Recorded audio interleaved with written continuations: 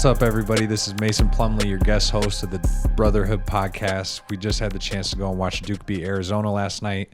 Went with my now teammates, Grayson and Tyus, and we had a great time. So we'll check in on that game last night and let you know how things are going here in Phoenix. So, fellas, last night, big road win for us. What were your takeaways from the game? Go ahead. I thought it was a hard-fought win. I think the guys showed real toughness. It was kind of a physical game. They tried to kind of muck the game up a little bit. A lot of fouls, so it was a hard-fought win. And I just liked the toughness that we showed, honestly. Grayson? Yeah, they did a good job getting stops. They need to score the ball a little bit more. Put the ball in the hoop a little bit more, make it easier on themselves. But I thought they did a good job. They played really hard. There was a lot of times where it was a 7 or 8 point game. There's a turnover or some leak out fast break, and one or two guys made an effort to get back and get a good stop that could have changed the game for Arizona. So made a lot of good little plays, I thought. Oh, for sure. They definitely responded to some big Arizona shots and made enough plays to win.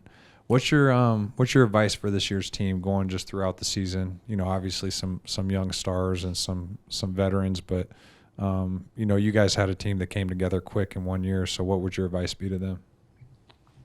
I would say just honestly take advantage of the moment, take advantage of the opportunity. This is going to be the only time that this specific group is together. And you just want to maximize that. Just kind of consume yourself with Duke and with the team.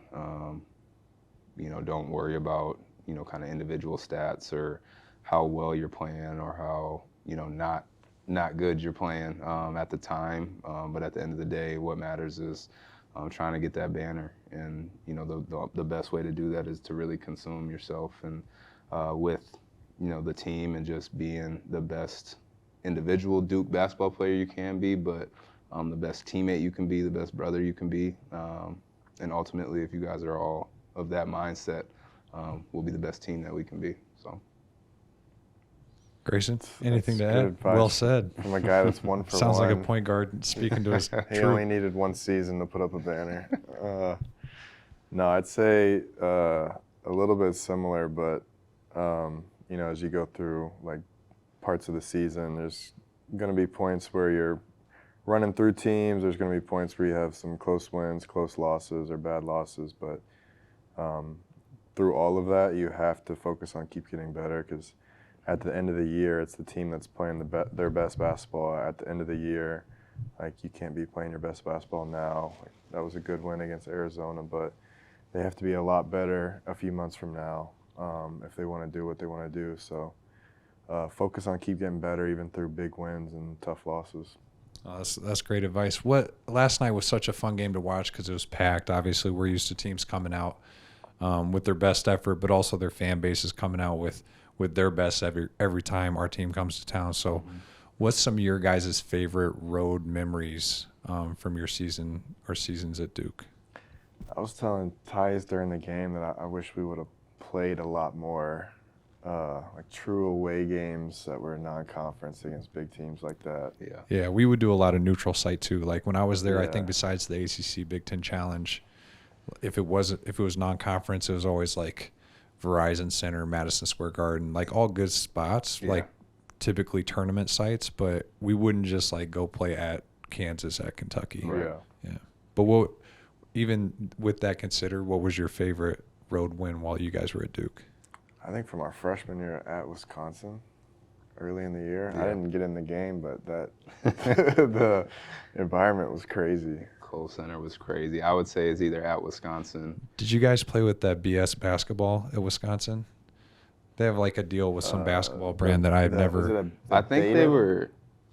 Sterling. I hadn't seen it before. I haven't seen it since. It was the worst basketball. You can't palm it. It's like, you know what? It's like the basketball that they put the lamp on for the kid's bedroom. That's and we played with it. It was my freshman year, ACC Big Ten Challenge. And everybody I talked to in the Big Ten is like, why do they have a deal with Sterling. Yeah, ridiculous. I don't remember the basketball specifically, but that doesn't surprise me. So for me, it was either the Wisconsin win. It was a great just road environment. For me, personally, I'm from Minnesota, so that brought a little different element to it as well. And then or at Virginia from that year, I think they were undefeated at the time. We went in, upset them, so that was a good road win. Crazy environment at the same time, so probably one of those two. Okay, cool. Let's talk about NIL. What are your guys' thoughts on NIL in general? And then, should there have been NIL when you were in college? What deal would you have been pursuing? Or who should have came and paid you, rather? I think NIL is good. Paying for image and likeness, like it was bound to happen eventually, I think. I do wish it would have happened sooner. Yeah. I think we all can agree on that. We would like to make some money. Specifically, I don't have any specific. Yeah. No like hair gel endorsements. Oh yeah, I could Okay. I could do some curly haired products. There you go. For sure. Head and Shoulders. Head and Shoulders. Okay, there we go. Grayson, what do you got? I don't know. I wasn't graying yet, so I wouldn't have asked for just for men or something like that.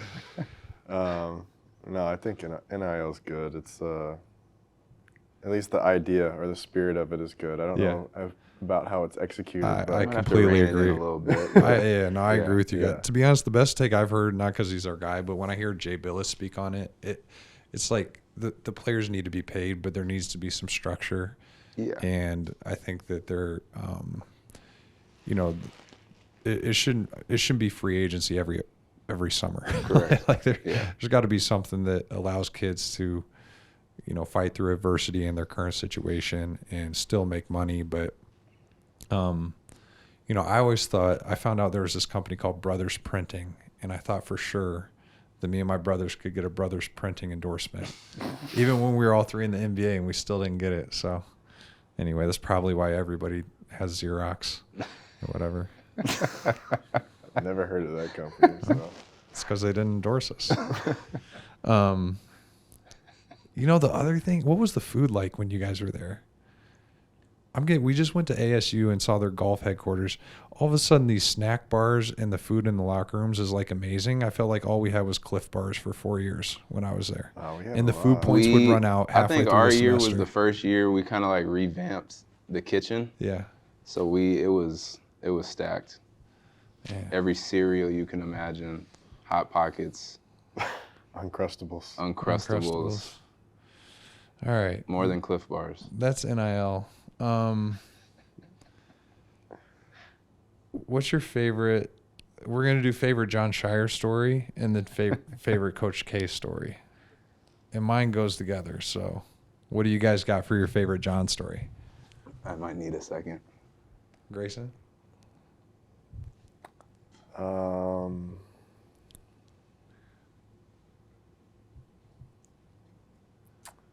Yeah, I don't know. I always say there's great Coach K stories that I won't say into a microphone. Correct. Correct. And then, John, to me, playing with John, it's so, not because he's the head coach now, but it was easy to see him getting into coaching. What made him a great teammate was his willingness to do stuff outside of the team concept, like take guys out to dinner. He even invited me up to his place in Chicago one summer. He was just always like doing a little extra outside of just like practice and workouts. So he always had a pulse on like the team as a whole. And, it's cool like for me to have, I know you guys played for him, but like to have played with him and now he's the guy in charge is pretty cool. Yeah. So That's I think our freshman year was his first year. or First year second. coaching. Yeah, first year as like a special assistant. yeah. So Was he as a first year? Yeah, he was good. He led most of our guard workouts. So, Okay. He was good. I think everyone called him John for like the Really? first season, but by my 3rd year, he wanted to be Coach Shire. So Okay. And he hated that. He hated it. He hated being called John. I think one of the story he would probably want me to tell was, like Grayson said, he used to lead our guard workouts. So, end of practice, bigs, guards split up. It was John's first year, so he's running the drills. We're going through them. I'm probably talking to Matt or Grayson or something in the back of the line. He's explaining the drill. I get to the front of the line and I fire a pass at him, thinking that wasn't the drill. Yeah. Hit him straight in the nose. Yeah. Knocked his glasses off. Yeah. He had some choice words for me. We laugh about it now, but yeah, That's he great. was just like, you never listened to me. You weren't paying attention when I used to talk. So that was probably one of the funnier stories I have from Coach Shire's first year of coaching. That's cool. Hey, for people, first year coaching is not easy. I played for Jason Kidd his first year as a coach. Mm-hmm. I was the only one that called him coach because he was coaching all his boys. He was coaching Paul Pierce and Jason Terry and all his friends, and I was the only one that had ever known him as a coach. So it's not easy when you come back as a first year, and even as established as Bud is, like he's coming in here, it's his first time working with us, Kev, Book, those guys. So it's always the get to know you process is always interesting within a team. What so you guys have the privilege of both being young dads. Grayson, you just had a baby. Tyus, you have 2 kids. 2, yeah. And one on the Not one on just the 2. way. Okay. Not that I know of anyway. Apologies. Unless you're breaking So we got some news on the Brotherhood we got podcast. 2 and 1. No, we aren't gonna break. Yeah, we'll do a proper gender reveal when it's time. What's parenthood like? What are you guys enjoying about it? I'll let the new father. Yeah, well, I'm in the first month, so there's not a lot Dad can do in the first month. It's a lot of mom attention, so I'm helping out. If as she much was as I here, would can. she say there's not a lot that the dad can Well, do I in the mean, I first can month? change diapers, I can clean up, and that's what I do. But if she's crying, she wants mom. She wants to be fed and held by mom. So right now, it's all diapers. Look, I'm cleaning not there up yet. and helping. I'm imagining if I was like, oh, there's nothing I can do. I feel like whoever. When she's crying, she just wants to be fed, and that's all Okay. mom. So All right. there's nothing I can do. But all the other stuff, it's more just trying to help and support Morgan at this point. But She brought the baby to the game. I saw. Nice. First game. The Duke game was Emsley's first game, so I'm glad we got a win for her. I appreciate that. It's only right. She did great. She didn't watch much of the game. She slept the whole time. So Did you guys hear Austin's story about the reunion for when we lost to Temple, about his grandbaby being born? I just saw him talking about that. Yeah. That was a true story. That was kind of funny one. He said Coach's grandbaby was being born that night. He's like, instead of thinking about my grandbaby's birthday, I'm just going to think of it as the time we couldn't beat Temple on the road. Oh, I did hear that. I did hear him tell that story.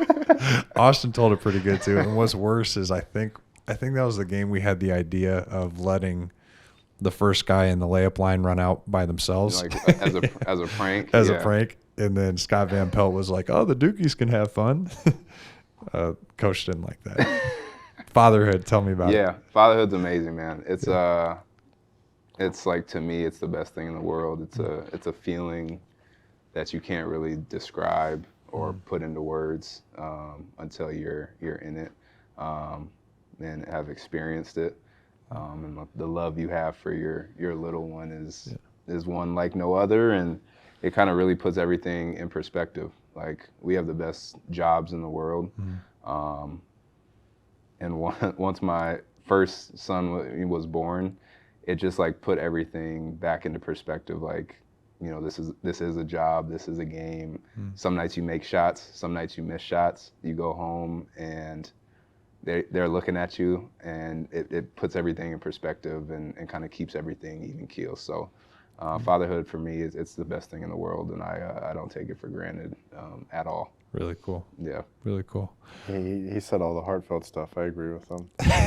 Grayson said, I brought my baby to the game. Morgan, listen to my podcast. I just stole what Tyus said. What about, you guys are established NBA players. You guys have had good careers, and you guys got a lot of good years ahead of you. What do you feel like at Duke you kind of learned or took from to into your NBA career that's allowed you to have success? Oh, for me, it was being there all 4 years. We had 4 very different teams, and each year I felt like I was in a very different role.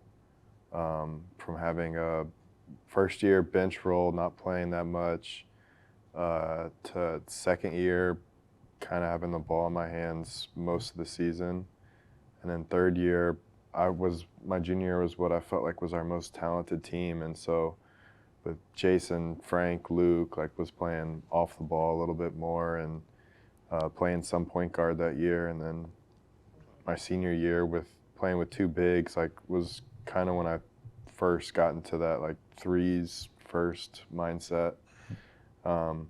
So I felt like doing all those different things for 4 years just kind of helped me when I came into the league to just be able to adapt. And it's like, okay, whatever they're asking me to do, whatever I can do best to contribute right now, I can kind of manipulate my game to slide into the best role for me to succeed. Oh, that's a really good point.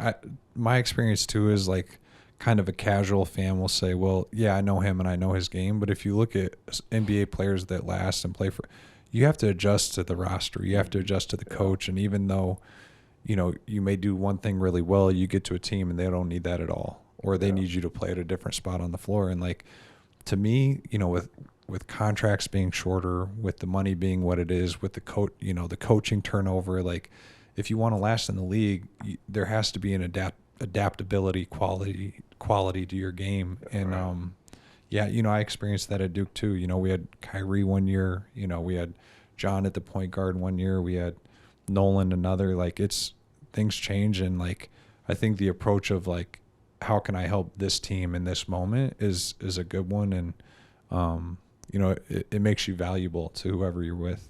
Yeah, 100%. 100%. Yeah, I didn't have the luxury of having 4 different teams like you guys did, but I would say just how to be professional, like showing up every day, ready to work, being coachable. I think is huge.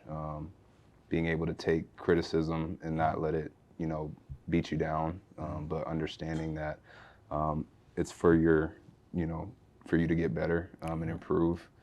And then I would say just like the stress that comes with being a Duke basketball player. Like we're under the brightest lights, the biggest games, the biggest matchups.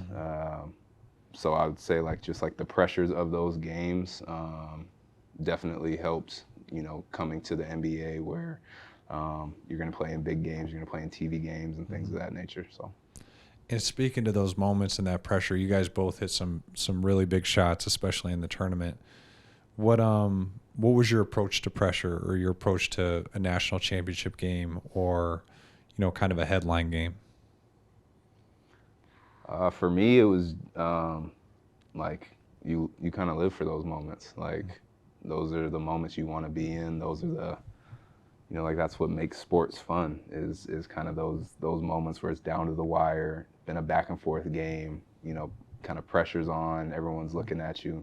And then you just got to trust your work. You got to trust in the work that you've put in. You got to trust in the hours of preparation, whether it's film work, whether it's the shots you're putting up, whether it's body work. Like you just got to trust in yourself, trust in your work, and then live with the results and just kind of go from there.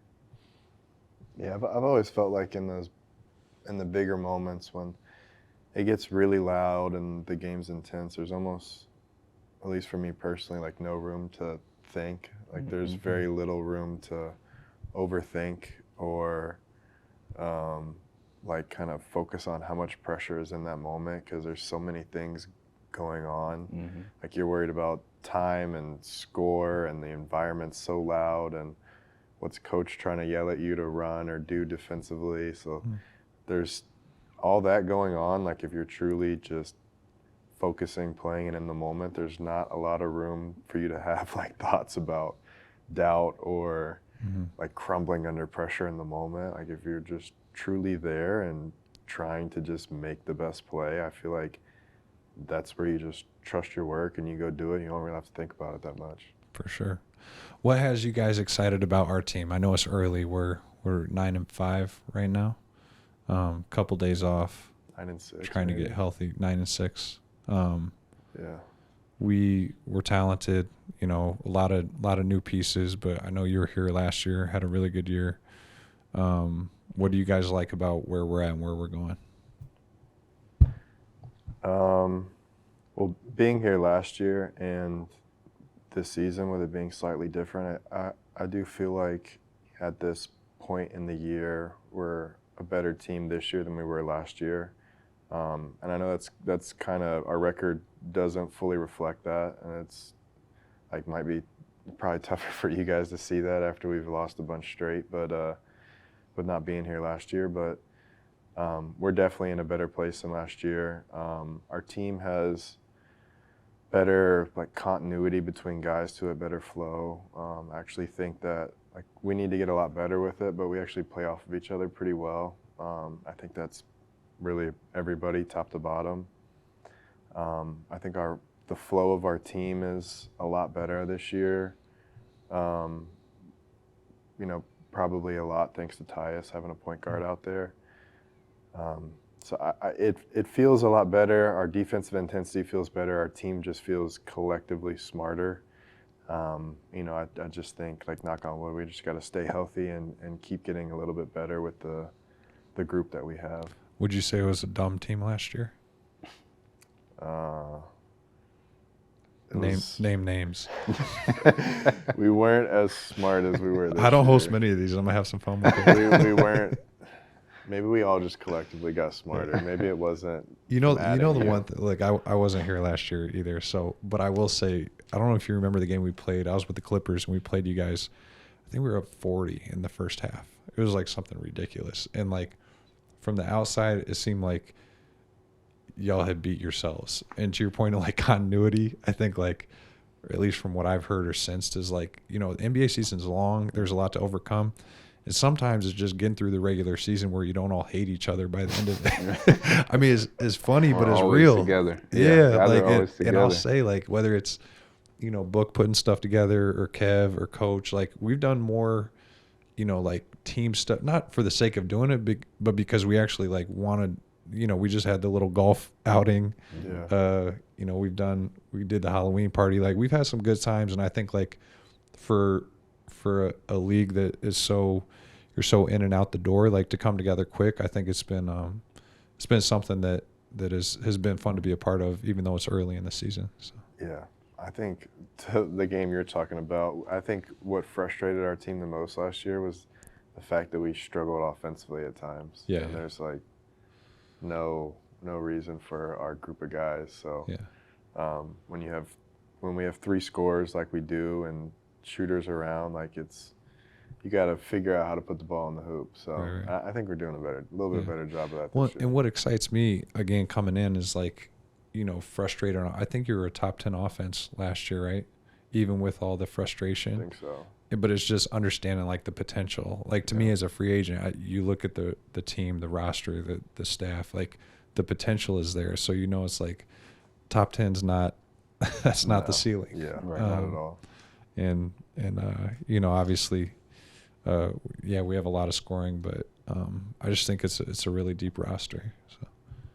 Yeah, no, for sure. Piggybacking off of what G said, like I just think, like I think the continuity, is there. Like I think we gel, we mesh well together on the court, and you mix that in with. I feel like we got a lot of smart basketball players that think the game and want to dissect the game. And when you get a lot of basketball minds together who are always trying to find ways to improve or always trying to figure out, okay, this scheme, you know, this is what they're trying to do to us. How do we kind of counter that and things like that. I think the sky's the limit. And I think, again, it's early. So, like, we're still figuring it out. Like, we started the year off 7-1, 8-1, and we didn't feel like we were playing anywhere close to as good as we probably should have been or could. So I think we're we have all the potential in the world, and I think we're still not satisfied with where we're at, and the group just kind of gels and goes together. And so I think that's the most exciting part. Well said. And I think that goes back to what Grayson was saying earlier and his encouragement to this year's Duke team. It's like to make sure that you're peaking at the right time. Exactly. If there is a peak, or just you don't want to be at your best in November and December. And I think like we have a veteran team enough that, wins and losses, of course, are important, but it's not the most important thing. Like, are we getting better? Are we finding our way to play? Like those things. I think we're conscious of that, and we're not. We have enough guys that are over their individual stats that it's kind of it's a fun group to be with. Yeah. What's the vibe with 3 Duke guys in the locker room? I'll start by saying I just think our national championship team was better than your guys's. So that's all I have. Next question is, we have a crazy presence in the league on and off the court. To do with the question. He doesn't believe it either. That's why he had to say it. Look, the thing is, if you were really to break it down, you guys were probably a little more talented, but like our guys were more seasoned. We had a lot of seniors. We had a lot of guys that I call like old man strength. Like if we would just decide, okay, we're not going to lose to these guys, and then we wouldn't lose to y'all. And you guys would probably crack. That's nice to just decide that you're not going to lose. Yeah. Why don't you do that? And because you don't get that, that's why you would have lost us. You got old man strength now? Yeah, because I told, like, when I came in the league and I had to box out David West, I'm like, man, I know he's strong, but there's something about just being older than a guy. You just feel like I'm not about to let this young kid come in the league and push me around. So I tried to move him on box outs. It never happened. It'd be nice if, some point during these last 5 games, if you would just decide that we weren't going to lose. Correct. I was going to say something that's going to get me in trouble. All right. Duke has a crazy presence in the league. What is it about Duke that makes that possible?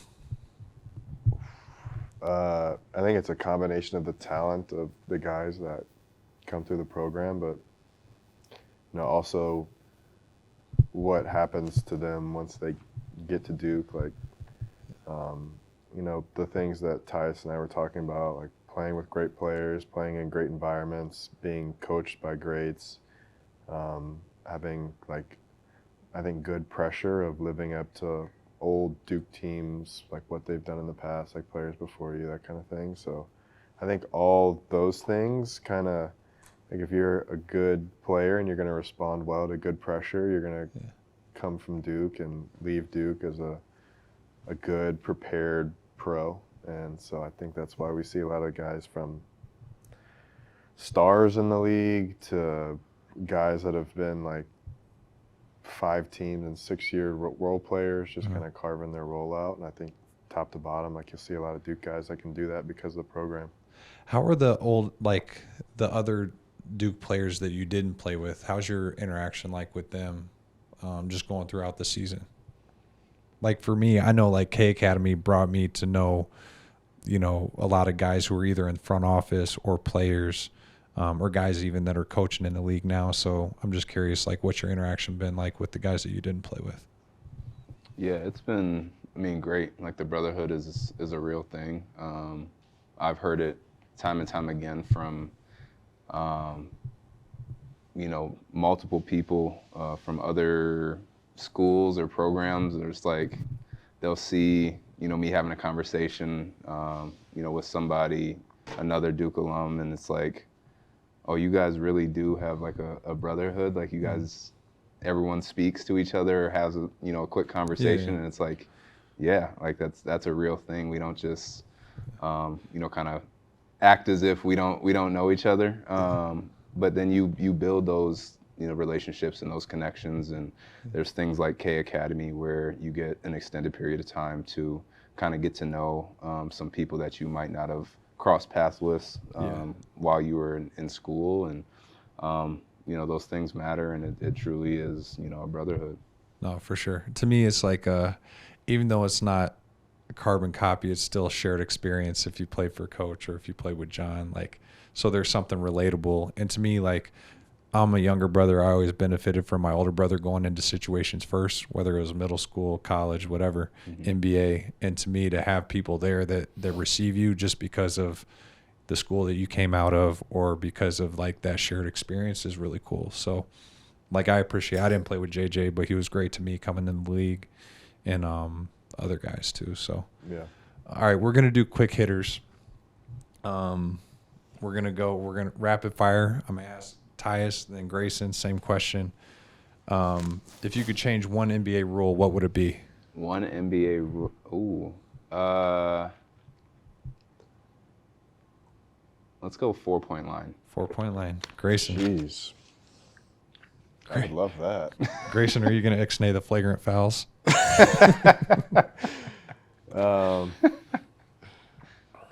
Speaking of things you learned at Duke that helped you carve out a niche in the NBA. I'm trying to think of a good answer here. I gotta say, you get more stuff reviewed. Like even when you need that guy in the head, I'm like, golly, I didn't even notice that I in got the the moment. screen reviewed 2 games ago. Yeah. Moving screen. Under review. Actually, I went up to one of the officials after, I forget which foul it was. I got fouled a couple games ago. Do you know the officials' names? I would Serious say, question. I would say You're hesitating. That's 90% of So them. seriously, like if you would go, most teams now they put the 3 officials for the night like on a picture in the locker room. Yeah. You just go, hey, what's up, Tony? What's up, Trey? Like then you get like a rapport. Report. It means like. That's good vet advice. Yeah, seriously. That's good vet advice. If you're always like, yo, ref. Even though Grayson's been in or like, the league for. Yeah, like you should know Wow. the names by now. Come on, man. I do know. I just said It's time. 90%. It's time. All right, I favorite. want Moving the on. goaltending rule though. The goaltending rule. Yeah. You can hit take it ball off the rim. Yeah, that's a good I one. could see like, I could see who's it? Harry Giles saying that like you don't goaltend or block shots. Like I would try to. you picked a rule that Tyus doesn't picked the benefit one you that at all. Would benefit me the most. Okay. All right. fair What enough. would you change, Mace? Man, I would change. I hate the reviews. Like I like them in that they get it right. Yeah. But like the stoppage time in the last 2 minutes is crazy anymore. Like if you have 2-3 reviews plus a timeout or two, like real time, to me, what I don't understand is like with all the technology we have and we have all these people staring at screens in Secaucus, why does it take so long? Right. It should take 10 seconds. It should take 10 seconds. Yeah. They should like, to me, it shouldn't be the officials going over to the scores table. Like they should be able to look and get the report and be like, hey, foul going this way. Yeah. At least it's not like for like 3 seasons ago where they reviewed every out of bounds play. In the Oh, last yeah, 5 it's minutes. crazy. Yeah. I will say I am a fan of the you can review it. To me, this is the NBA call that happens all the time. It's like, okay, it's out of bounds, but it was a foul, so we're just going to call it the way that it should be. Right. But now when they review it, they can actually call the foul Yeah. versus just the out That of was a bounds. good, So that was a good rule change. good job, Adam. Yeah. All right, quick hitters for real. All right, Tyus, favorite NBA city? Favorite NBA? Phoenix? Phoenix. Does that count now that I'm Yeah. here? Yeah, I mean, I would definitely say I like Phoenix. this better than playing in Detroit. So, all right, current NBA players. First team, all glue guys. Tough, smart, winning players. First team all. Tough, smart, winning players. Derek White. Good choice. Drew Holiday. Yeah, I was gonna say either of those guys. I like Marcus Smart too, even though he's in Memphis now. I always liked how he played. Favorite NBA road arena. Ooh. Favorite NBA road arena. There's a couple good ones. I like Dallas. Probably. You like the microphone in the rim? Yeah. Doink. What's that? The doink whenever Doink. you break a shot. Yeah. It Unless makes Dirk was you gotta be shooting, I locked didn't in. like it. Yeah. I'm gonna go Dallas. Dallas. I think OKC is probably is the most You like the prayer before the game? That too. That's nice. But they probably have the most consistent, like rowdy, loud fans. Yeah. Yeah. Yeah. The wall's promising too. The wall. Oh yeah, the wall. wasn't that There's good debate opening night. if those were paid actors on opening night. Or Book swore that those were foul. Like, there's no way. This is a brand new opening of a multi-billion-dollar arena. Those are real fans. He's like, no, I think that they paid him to be here. No, Steve built an amazing arena. I love playing there. That place is special. Toughest NBA player to guard, besides on our team. Toughest player to guard. I'll say Kyrie. Kyrie, Yeah, I was gonna say the same. yeah. I would say Kyrie and Joker. I mean, to me, guard, like, they're harder guys to keep from scoring than Joker, but just like total game, like he's Yeah. manipulating the whole Yeah. game. Yeah. When people ask me that question, I'm like, well, you could say KD, but like you can play good defense on KD, but he's just And gonna it won't score. matter. Yeah. It doesn't matter. Yeah. Favorite place to go eat in Phoenix? I don't know if I have a favorite You're yet. asking the two guys that stay home. Yeah, and Meal? we'll have to get back to that one. All right, go to pregame meal. I'm steak and rice every game. Salmon rice. and sweet potatoes. Cool. Favorite kicks? Ooh. Probably Jordan 1s. Jordan one. Yeah. For basketball, it'd be Kobe 6s, I think. Six Okay. or 5 or 6. Like for looks or for performance? Both. Oh, Every because I noticed you've been wearing the Sabrinas. You like those? Yeah, they feel pretty close to. Cool. Grayson's are those. Vans. He just lied. Vans? And I wear Yeah. Vans every day. Yeah. Yeah. I have 30 shoes in my closet, and I go grab the same Vans every day. Yeah. Grayson's are Vans. I gotta say, as an NBA player, we get so much gear just from everywhere. Not even just Nike or team issued stuff. It's just like free stuff just shows up all the time. I find myself wearing the same stuff. Right. It doesn't. It's like whatever's at the top of the shelf. Yeah. Game day superstition. Ooh. I got a nap. I have to nap, and I have to Normatec. Okay. I don't have any. Not superstitious. Not even a little stitches. Are you substitious? What is that? The opposite of superstition. If you weren't a hooper, what career would you choose? Ooh. I would have tried, another sport. Baseball, football. I can see that. Is that a cop-out answer? Yeah, that is. I would want to be a golfer. Golfer. Favorite Thanksgiving staple? Sweet potatoes. Sweet potatoes. Yeah. I don't know. I have such a non-answer because I take a scoop of everything. Okay. Thanksgiving spread. Well, what couldn't you go without? If you didn't have it this year at Thanksgiving. The fruit salad with the marshmallows and Jello. That's a good one. I was kidding, but That is a good one, though. You don't like that? no. Sweet potatoes with like the brown sugar, crunchy on top. Yeah. All right. And then Yeah. favorite holiday tradition.